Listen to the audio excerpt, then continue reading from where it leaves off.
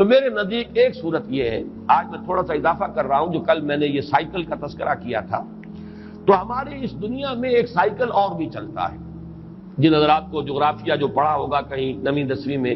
وہ کچھ یاد ہو تو وہ ذرا ذہن میں تازہ کریں۔ ہماری زمین جھکی ہوئی ہے 66 درجے کے زاویے پر، جس کا نتیجہ یہ نکلتا ہے کہ جب یہ سورج کے گرد خود چکر لگاتی ہوئی سورج کے گرد چکر لگا رہی ہے، یہ زمین، یہ فضا کی رقاصہ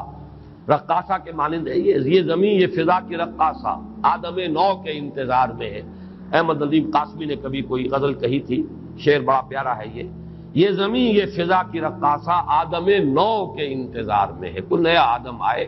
یہ آدم تو بڑا بوسیدہ ہو گیا، فرسودہ ہو گیا، بہت پستیوں میں گر گیا، اب تو کوئی اور آدم چاہیے جو ذرا بلند ہمت آدم ہو، ایک ایسا انسان آئے دنیا میں جس کے اندر عزیمت ہو، پختگی ہو۔ خیر وہ ایک شعر کے حوالے سے عرض کر رہا ہوں۔ تو سورج جو ہے وہ کبھی آپ کو معلوم ہے کہ وہ جاتا ہے خط سرطان تک، پھر وہ نیچے اترتا ہے، پھر خط استوا کو کراس کرتے ہوئے پھر جاتا ہے خط جدی تک، پھر وہ ابھرنا شروع کرتا ہے، پھر وہ ایکویٹر کو، خط استوا کو کراس کرتا ہے۔ ایک سال میں ایک سائیکل پورا ہوتا ہے، گویا کہ ایک مرتبہ وہ شمال میں جاتا ہے خط استوا سے اور خط سرطان تک پہنچ گیا، پھر اس کی وہ جنوب کی طرف ڈائریکشن شروع ہوتی ہے، اور پھر وہ ایکویٹر کو کراس کرتا ہوا وہ خط جدی تک پہنچ جاتا ہے، پھر وہاں سے کھڑا ہوتا ہے، پھر وہ اوپر جاتا ہے۔ تو یہ سائیکلز جو ہیں، جو میں نے کہا انسان کے اپنے اندر بھی اس کی باطنی کیفیات، اس کی نفسیات میں بھی یہ سائیکلز آتے ہیں۔ البتہ ڈگریز کا فرق ہے، جو کم حساس قسم کے لوگ ہیں، جو زیادہ جو صرف حیوانیت کی سطح پر زندگی بسر کر رہے ہیں، حیوانوں میں یہ نہیں ہوتا،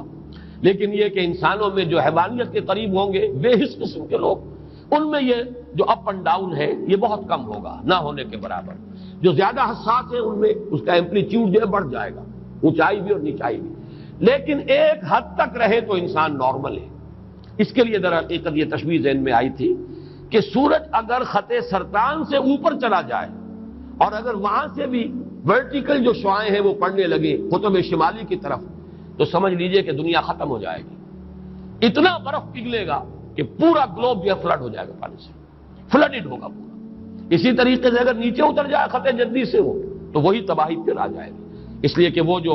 منجمد جو جنوبی ہے، بحر منجمد جنوبی، وہ اگر کہیں پگھل جائے تو پھر وہی صورت ہوگی کہ جو تو معلوم یہ ہوا کہ ایک حد تک یہ سورج کی جو سائیکل ہے، اگر یہ سرطان سے جدی تک رہے تب تو ہے عافیت اور خیریت۔ زمین پر جو یہ حیات